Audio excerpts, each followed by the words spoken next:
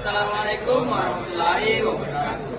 Kami dari kelompok 4 ini membuat video tentang permasalahan sosial akibat globalisasi di tingkat global, yaitu kerusakan lingkungan.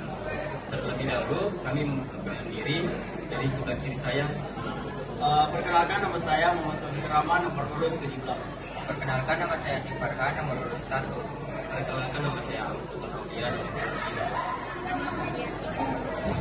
Perkenalkan, nama saya Demian Fulani, nomor 6. Perkenalkan, nama saya Jeminari, nomor 8. Pada umumnya, kerusakan lingkungan terjadi secara alami akibat campur tangan manusia.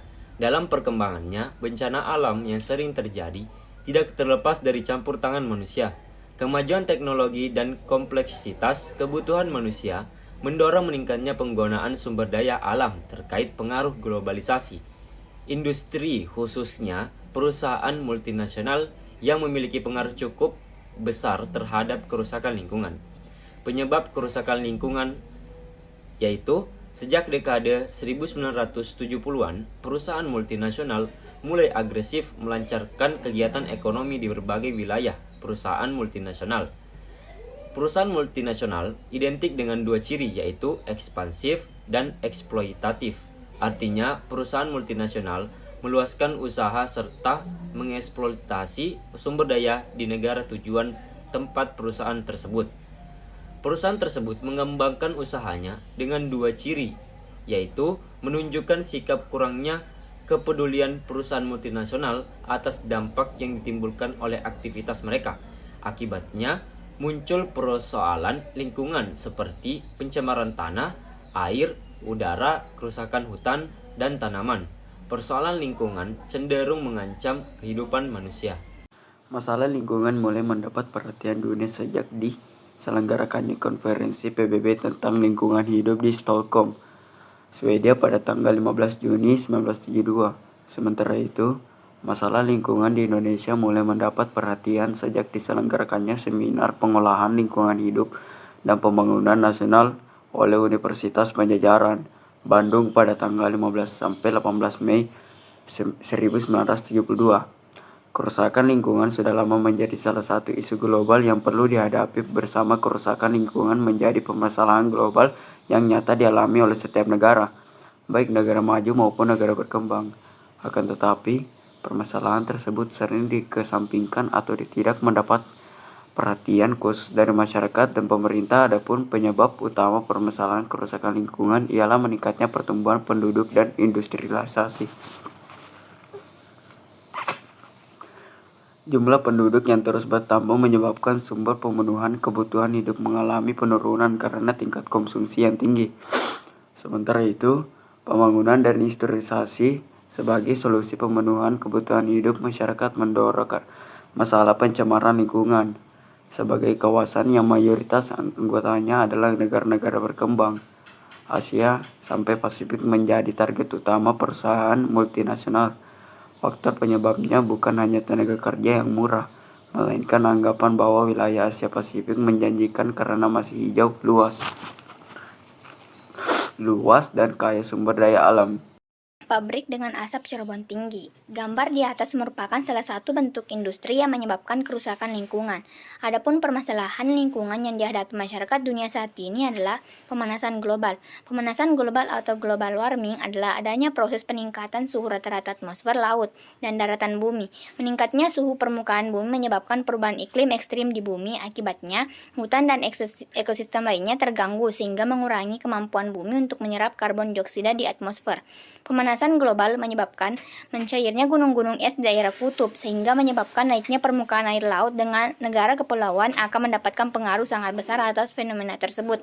Meningkatnya suhu global diperkirakan akan menyebabkan perubahan-perubahan lain, seperti naiknya permukaan air laut, meningkatnya intensitas fenomena cuaca ekstrim, serta perubahan jumlah dan pola presipitasi. Dampak pemanasan global yang lain adalah terpengaruhinya hasil pertanian, hilangnya gletser, dan punahnya berbagai jenis hewan. 2. Pengeksploitasian sumber daya alam. Selain pengaruh industrialisasi, contoh kerusakan lingkungan juga dipengaruhi oleh konsumsi penggunaan energi masyarakat. Secara umum, fenomena tersebut dapat digambarkan sebagai berikut. Dapat dilihat dari gambar di atas bahwa sumber daya alam dieksploitasi oleh manusia untuk dijadikan energi seperti bahan bakar gas, minyak, dan listrik yang digunakan atau dimanfaatkan untuk kepentingan hidup umat manusia. Sumber daya alam yang dieksploitasi tanpa memodulkan upaya pelestariannya sehingga sumber daya alam semakin menipis di tengah meningkatnya kebutuhan dan pertumbuhan penduduk dunia dan mengakibatkan munculnya limbah yang dihasilkan dari pengeksploitasian sumber daya alam yang berlebihan sehingga membuat kerusakan alam semakin bertambah. Alam yang dianugerahkan Tuhan kepada manusia seharusnya dikelola dengan baik. Kenyataannya, akibat perilaku manusia yang kurang bertanggung jawab malah mengakibatkan terjadinya kerusakan lingkungan. 3. Kebakaran hutan. Berdasarkan data Kementerian Lingkungan Hidup dan Kehutanan, pada 2019 jumlah luas kebakaran hutan dan lahan di Indonesia mencapai 1.649.258 ha atau hektar.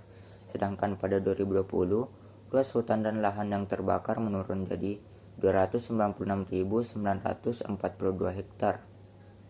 Penyebab kebakaran hutan bisa terjadi karena faktor musim kemarau, keteledoran manusia, atau membuang puntung rokok yang belum sepenuhnya mati, pembukaan lahan, serta alasan lainnya. Dilansir dari situs Greenpeace, pemerintah Indonesia telah menerapkan prinsip tanggung jawab mutlak kepada perusahaan yang berkaitan dengan kebakaran hutan. Artinya, tiap perusahaan yang bergerak di sektor kehutanan, perkebunan, serta pertambangan wajib bertanggung jawab secara hukum atas bentuk kebakaran apapun yang terjadi di atas lahan miliknya. Contohnya, PT Agro Tumbuh Gemilang Abadi atau ATGA dinyatakan bersalah dan diharuskan membayar ganti rugi akibat kasus kebakaran hutan dan lahan. Perusahaan ini harus membayar ganti rugi sebesar 590,5 miliar akibat lahan seluas 1.500 hektar terbakar. 4. Tanah longsor. Kerusakan lingkungan tidak hanya disebabkan oleh ulah manusia, tetapi dapat diakibatkan karena alam. Salah satu contohnya yaitu tanah longsor. Tanah longsor adalah peristiwa geologi yang diakibatkan oleh pergerakan massa batuan atau tanah dengan berbagai tipe dan jenis seperti jatuhnya bebatuan atau gumpalan besar tanah. Tanah longsor dapat diakibatkan oleh erosi karena gerusan air pada kaki lereng yang curam, melemahnya lereng dari bebatuan dan tanah akibat saturasi yang diakibatkan hujan lebat, gerakan dari gempa bumi, gunung meletus maupun mesin dan lalu lintas kendaraan, serta dipicu oleh minimnya pepohonan pada tebing-tebing curam. Tanah longsor mengakibatkan kerusakan lingkungan seperti kerusakan bangunan, kerusakan lahan pertanian dan perkebunan, memutus jalur transportasi, krisis air bersih hingga jatuhnya korban. Pencemaran sungai. Pengusaha UMKM yang memproduksi batik di Pekalongan membuang sisa limbah batiknya di aliran sungai karena tidak memiliki pipa dan zat kimia yang bisa mengubah limbah batik agar tidak berbahaya. UMKM beralasan bahwa harga pipa pembuangan dan zat kimia yang mahal membuat pengusaha UMKM tidak mampu untuk membeli pipa dan tempat penampungan limbah batik tersebut. Beberapa cara pengupayaan kelestarian lingkungan agar tetap terjaga. Manusia dapat dikatakan sebagai penyebab permasalahan sosialnya sendiri. Meskipun demikian, manusia juga merupakan agen yang mampu berperan dalam upaya penyelesaian permasalahan tersebut, termasuk permasalahan yang muncul akibat kerusakan lingkungan. Manusia bertanggung jawab mengelola keseimbangan alam dan lingkungan sosialnya agar kelangsungan hidup organisme di bumi terus terpelihara. Oleh karena itu, kita hendaknya menjaga kelestarian lingkungan, misalnya melalui berbagai upaya berikut. 1. Menghemat penggunaan sumber daya alam dan energi. 2. Menjaga kelestarian lingkungan. 3. Penggunaan kendaraan atau transportasi umum atau kendaraan ramah lingkungan. 4. meminimalisasi penggunaan plastik, tisu, dan kertas. 5. Memisahkan sampah organik dan anorganik. 6. Mendaur ulang sampah menjadi barang tepat guna. Penanganan khusus untuk menjaga lingkungan dari pemanasan global.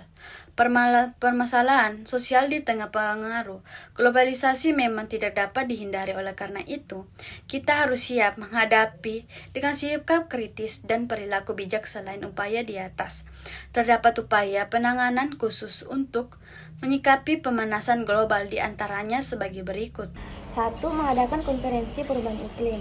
Konferensi tingkat tinggi bumi diselenggarakan pada tahun 1992 di Rio Janeiro, Brasil.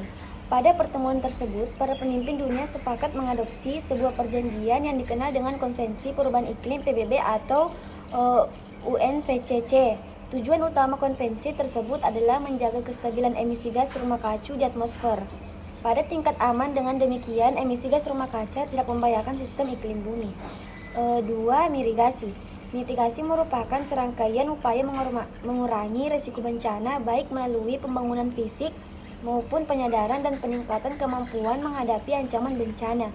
Komitmen dunia dalam mitigasi pemanasan global dalam menurunkan tingkat emisi secara kolektif perlu terus diupayakan.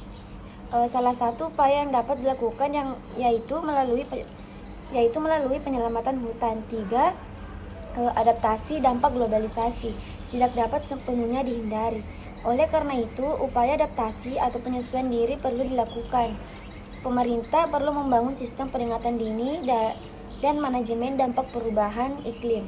Perubahan iklim perlu diantisipasi, misalnya dengan memetakan wilayah yang mengalami kekeringan. Selanjutnya dilakukan pembuatan sistem manajemen air bagi masyarakat dan lahan pertanian. Penyelesaian permasalahan sosial akibat pengaruh globalisasi merupakan tanggung jawab bersama. Kesadaran masyarakat dalam memahami permasalahan sosial akibat pengaruh globalisasi sangat dibutuhkan. Dengan mempelajari subbab ini, kita mampu menumbuhkan sikap kritis, peduli, dan menghargai perbedaan hanya untuk meminimalisasi terjadinya permasalahan sosial. Itulah video pembahasan kelompok kami mengenai permasalahan sosial akibat globalisasi di tingkat global. Apabila ada kesalahan, mohon dimaafkan. Wabillahi taufiq wal hidayah. Wassalamualaikum warahmatullahi wabarakatuh.